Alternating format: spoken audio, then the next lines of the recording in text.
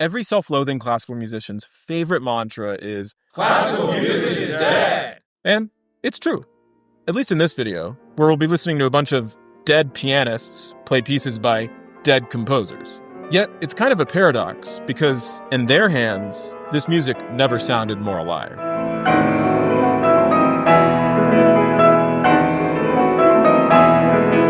Over the next hour, you're going to hear recordings of 20 pianists from the early 20th century, the so-called golden age of piano playing, a window into traditions of music making that thrived in the late 19th century, but were mostly extinguished after the World Wars.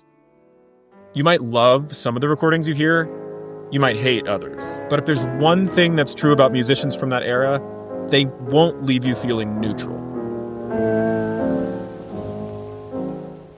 So stick around and get ready to rediscover the music of Mozart, Schubert, Chopin, Liszt, Brahms, Rachmaninoff, and other great composers, played in ways that will make your piano teacher blush.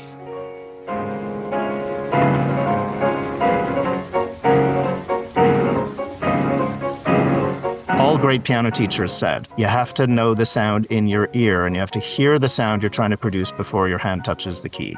That's Mark Ainley, a guru of historical recordings and one of the leading experts on Golden Age pianists. Most of them were taught to compose as well. So they had a different relationship with scores, understanding compositions from the inside. I enlisted Mark to help build this playlist of Golden Age recordings and offer some comments to help orient your listening, since we're not taught how to listen. And I wasn't taught how to listen. I was reading Harold C. Schoenberg's book, The Great Pianist, and I was noticing the words he was using, and I bought records of those pianists, and I listened, and I tried to, hear what he was pointing to. Now, there's no school of piano playing that ever went under the banner of the Golden Age. In fact, these pianists are more different than they are similar, showcasing arguably more stylistic variety than you hear among pianists today. And it wasn't love at first listen, notably Alfred Cortot and Joseph Hoffman, both of whom I adore now.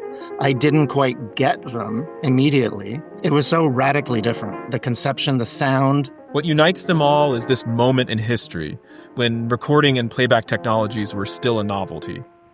For the most part, these old school pianists had to learn music just from the notes on the page, without referring to recordings. And that required them to use their individual imaginations. It's kind of like the difference between reading a novel and seeing the movie.